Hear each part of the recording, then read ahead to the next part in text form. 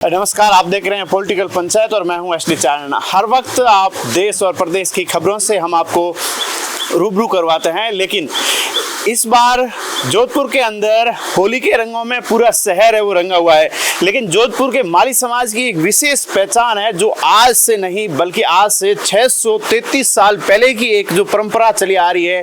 क्या परंपरा है, क्या किस उद्देश्य से वो आज भी है वो इस प्रकार के बड़ा आयोजन होता है, यहाँ लाखों की तादाद में है वो भीड़ इकट्ठा होती है। सर, क्या इसके पीछे का क्या इतिहास है?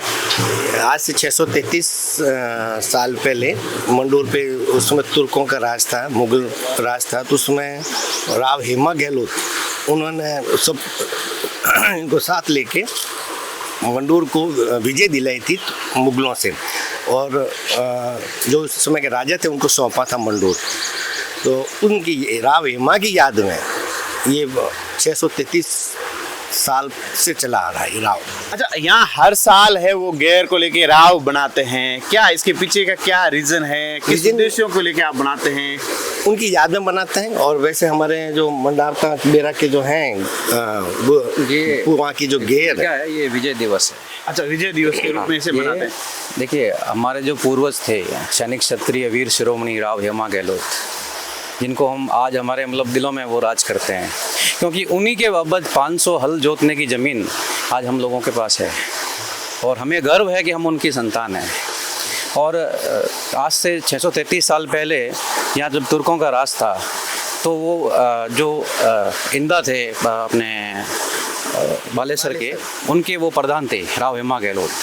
उन्होंने यहाँ मंडोर में तुर्कों का शासन हटाने के लिए उनके टुकड़ी के साथ यहाँ भेजा, और फिर राव हेमा गहलोत ने यहाँ अपने बुद्धि यौद्धिक अभ्यास से और अपने विलक्षण बुद्धि से और कूटनीति से यहाँ पे जो तुर्कों का शासन था, शेरशाह सूरी का जो थाना लगा था, उसको हटाया। और उसके बाद राठौड़ के प्रथम जो मारवाड़ के जो प्रथम शासक थे राठौड़ वंश के राव चुंडा जी, उनको गद्दी पे आसीन किया। अच्छा, ये जो आप हर साल होली को ये यहाँ इतना बड़ा प्रोग्राम होता है, कौन कौन से बेरे से आते हैं, कौन क्या करता है, उसको लेकर थोड़ा बताइए। देखिए, ये एक स्वचालित व्यवस्था है। विजय दिवस के रूप में हम लोग मनाते हैं, और उस समय राव चुंडा ने 500 हल जोतने की ज़मीन हम लोगों को यहाँ पे दी थी। और दूसरा एक अधिकार और दिया था कि हम लोग एक दिन का यहाँ पे प्रतीक रूप में राव राजा बनता है। राव राजा और विजय दिवस दोनों एक ही दिन थे वो, और जो होली का दूसरा दिन था वो विजय दिवस के रूप में भी मनाते हैं, और राव महोत्सव भी कहलाता है, क्योंकि राव हेमा गहलोत के कारण ही ये सारा हुआ, तो ये राव महोत्सव भी कहलाता है, और इसको विजय दिवस भी कहते हैं हम लोग। अच्छा, यहाँ कितने बेरे कितने हैं? पुराने समय में कितने बेरे थे जो आज भी यहाँ? देखिए, बेरे तो वैसे तो प्रमुख रूप से 7 बेरे हैं, लेकिन जैसे जैसे परिवार बढ़ता गया, भाई बढ़ते गए, तो बेरों का नाम बदलता गया। जैसे बड़ा बेरा है बडोजी से है, खोखरिया बेरा है वो अलग नाम से हैं, पदाला बेरा है वो अलग नाम से हैं। वो सब जो पूर्वज के नाम थे उनके अनुसार बेरों के नाम पड़ते गए। अच्छा, यहाँ जो अब है वो कौन से बेरे का है वो राव राजा बनता है, कौन सा चापा लगाते हैं, उसको लेकर थोड़ा बताइए। देखिए, सबसे जो हरकावत वंश होता है हमारे यहाँ गहलों के तो अंदर जैसे पूर्वज थे ना, पूर्वजों के नाम से लोग वंश कहलाते हैं। जैसे राठौड़ों में चुंडावत होते हैं, चंपावत होते हैं, हमारे यहाँ भी जो है नख है। वैसे तो हम लोग सारे राजपूतों से ही मतलब निकले हुए हैं, सैनिक क्षत्रिय हैं हम लोग, तो हम लोगों ने कर्म बदल दिया, लेकिन जो है लड़ना या जो सैनिक परंपरा थी वो नहीं बदली हम लोगों ने। तो यहाँ पे जो हरकावत वंश है, गहलोतों में हरकावत वंश है, उसी का जो है अधिकार रहता है राव बनने का, और वो भी विशेष तौर से जो खोखरिया बेरा के हरकावत है वो राव बनते हैं। अच्छा, चापा कौन लगाते हैं? छापा लगाने का जो अधिकार है वो यहाँ पे आमली बेरा के जो हेमराज जी के वंशज है, और संतोष सिंह जी के जो वंशज है, संतोष सिंह जी है, अभी वर्तमान की बात कर रहा हूँ। पूर्व से तो आमली बेरा के जो गहलोत फैमिली है उनका पूर्ण अधिकार जो है छापा लगाने का है। अच्छा, आप छापा लगाते हैं जो राव राजा बनते हैं, आप उसमें क्या विशेषताएं क्या देखते हैं? एक तो हेल्थ, हाइट अच्छी होनी चाहिए, वो कम से कम नाचने में पारंगत होना चाहिए, और कम से कम उसको कोई मतलब साफ सुथरा आदमी चाहिए हमको। किसी भी प्रकार का पक्षपात नहीं करते? नहीं, कोई पक्षपात नहीं। पक्षपात चलती नहीं है यहाँ पे बिल्कुल। अच्छा, आप उन्हें है जो राव राजा बनता है उन्हें आप है वो सुरक्षा प्रदान करते हैं, किस प्रकार आप उन्हें सुरक्षा देते हैं? सुरक्षा प्रदान इसलिए करते हैं कि उसको कोई तो अन्य आदमी अंदर नहीं आए, उसको बीच में उसको दखल अंदाजी नहीं करे, और बाहर का भी आदमी कोई अंदर नहीं आए, ताकि उसको नाचने में तकलीफ नहीं हो। इतनी बड़ी दुनिया आती है, लाखों लोग आराम से देख के उसको मेले का मजा आए। तो लाखों की तादाद में जो भीड़ आती है उनको आपका बेरा सुरक्षा के तौर पर कैसे हैंडल करता है? लाखों की तादाद सर वो देखने आते हैं, हमारे जो भीड़ में है ना, हम गिरा डालते उसके अंदर कोई नहीं आता है, उसके अंदर कोई भी आता है हम उसको बाहर निकाल देते हैं। अच्छा, इतनी कड़ी है वो आप सुरक्षा देते हैं? सुरक्षा सिक्योरिटी आप? हाँ बिल्कुल, वो देते हैं हम। पुलिस का भी इसमें नहीं लेते हैं, उनको बोलते हैं बाहर से आया कोई आदमी तो हम उसको आपको बोलते हैं, अन्यथा हम हमारी निउड लेंगे। हम धीरे धीरे जैसे जैसे संस्कृति आगे बढ़ी जा रही है, लेकिन आज भी आप उसी संस्कृति से चल रहे हैं हम। युवाओं को क्या संदेश है? युवाओं का वही संदेश है जो सब नवयुग है वही आते हैं अंदर। बूढ़ा आदमी तो पहुंच ही नहीं पाता, उसके न चल भी नहीं पाता, इतनी भीड़ में इतना धीरे गति से इतना संघर्ष करके धक्का मुक्की में वो पहुंच नहीं पाता। अच्छा, आप है वो किस बेरे से आते हैं? खोखरिया। मैं खोखरिया बेरे से हूँ। हाँ। और खोखरिया बेरा सेवा समिति का अध्यक्ष हूँ, और राव हमारे यहाँ ही बनता है। जो नया जो शादी करके आता है ना नवयुग, उसको हम राव बनाते हैं। अच्छा, उस समय 4-5 जो होते हैं उनमें से एक को सिलेक्ट हाँ, करते हैं? जो अच्छा होगा, अच्छा नाचने वाला होगा, गेरिया होगा, हाइट होगी उसकी, और वो नाच सकता है यहाँ से लेके वहाँ तक, ऐसे आदमी को हम चुनते हैं। अच्छा, जो इस प्रकार के आयोजन हो रहे हैं आज भी पुरानी संस्कृति को लेके आप चल रहे हैं, तो नौजवानों को आपको क्या संदेश क्या देना चाहते हैं? नौजवानों तो आज कहाँ सा कि आप आओ गेर में उत्सव मेला रो देखो और सहयोग करो, और जो भी पब्लिक आवे उनका मान सम्मान करो। अच्छा, इतनी तादाद में लोग आते हैं, आप कैसे हैंडल कैसे करते हो? ये हैंडल तो अपना आप ही होता है, भगवान की कृपा से सब हार्ड वेयर अपना आप ही होता है, पुलिस के भी ज़्यादा नहीं है, हम अपना आप ही होता है, सब अलग अलग बैठ जाते हैं और उनकी सुरक्षा होती है।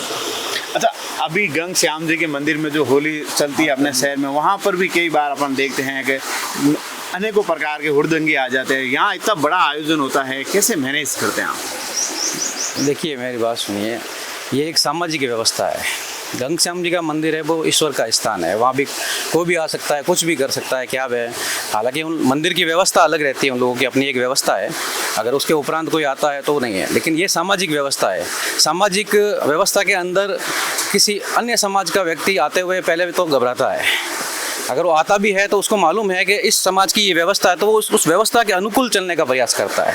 और वैसे भी देखिए होली है, होली ये विजय दिवस है। विजय दिवस का मतलब है यहाँ से सैनिक तैयार होके मंडोर राव जाते हैं कूदने के लिए, तो सैनिकों के बीच कोई हुड़दंग करने का प्रयास नहीं करेगा, मैं आपको बता देता हूँ पहले ही। अच्छा, मतलब अनेकों प्रकार के आयोजन होते हैं। आज से 633 साल आपने है वो यहाँ कितने आयोजन देख लिए आपने अपनी उम्र में?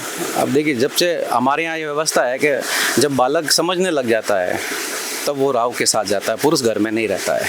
अच्छा, एक भी पुरुष घर में नहीं रहता? पुरुष घर में नहीं रहता है। जो समझदार हो जाता है ना कि अब राव में जाने के लायक है, डंडा उठाने के लायक है, तो वो फिर घर में नहीं रहता है। राव के दिन कोई भी पुरुष घर में नहीं रहता है, वो राव के साथ जाता है। और जब से डंडा उठाने लग गया हूँ, समझदार हो गया हूँ, तब से वह जा रहा हूँ। 4-4 पीढ़ियाँ साथ चलती हैं। आप थोड़े आगे आ जाए। 4-4 पीढ़ियाँ आप साथ देख सकते हैं उसमें, इनके परिवार की 4 पीढ़ियाँ साथ दिखेगी आपको। अच्छा, 4 पीढ़ी साथ दिखेगी। अच्छा, आप युवा हो, क्या कहना चाहोगे? आपके जो अपने जो बुजुर्ग थे, पूर्वज थे, उन्होंने एक ऐसी परंपरा चलाई जो आज भी चली आ रही है। देखिए, ये व्यवस्था 633 वर्षों से चल रही है। तो अभी जो संभाजी मूवी चल रही है उसमें भाई साहब ने भी ये सफा वगैरह का किया था, तो इसमें हिंदवी स्वराज्य की एक व्यवस्था के लिए छत्रपति शिवाजी ने उद्घोष किया था।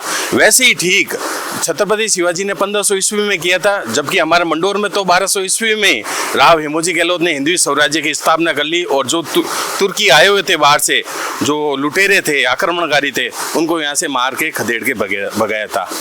ये व्यवस्था रही।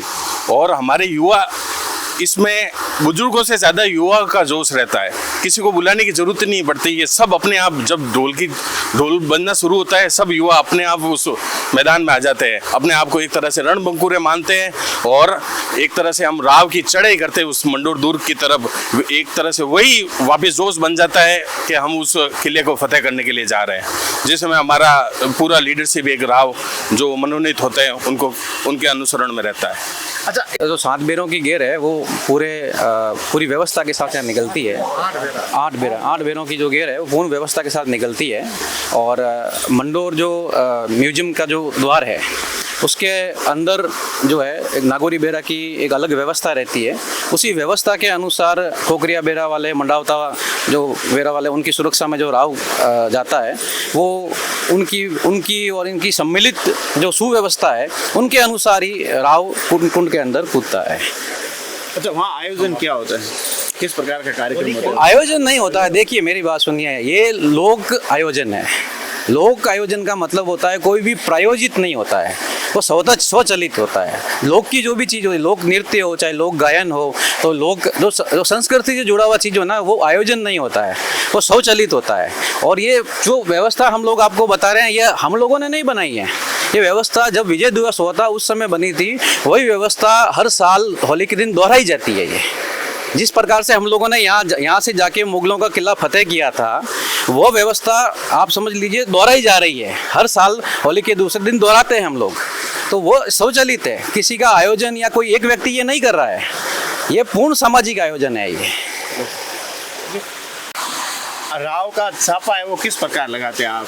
हम उसके लिए 1 महीने पहले से तैयारी करते हैं और गोपनीय तरीके से उनकी जांच होती है, कौन कौन से बच्चे इसमें भाग ले रहे हैं, कितना उनमें मतलब नाचने में वगैरह है, और मतलब उनमें कितनी एनर्जी है ताकि वो मंडोर तक जा सकें। वो पूरा गोपनीय रूप से जांच हो जाती है।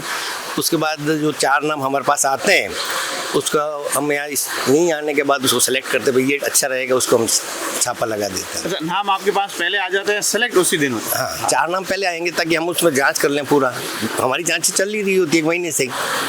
कुछ दिमाग में चल ही रहा था, हमारे दिमाग में चल रहा होता है भाई, सारा गुप्त प्रोसेस रहे। बिल्कुल गुप्त, ना कोई सिफारिश है ना कोई पक्षपात। बस हमको तो वो आदमी चाहिए जो हमारा जो इतना बड़ा मेला लगा है उसमें 4 चांद लगा सके। तो वो यहाँ तय होने के बाद छापा लगते ही बाकी प्रक्रिया चालू हो जाती है। छापा लगने के बाद में आगे का प्रोसेस बिल्कुल श्रृंगार होता है, श्रृंगार वो जब काम सब और फिर राम चालू यहाँ से रवाना हो जाता है।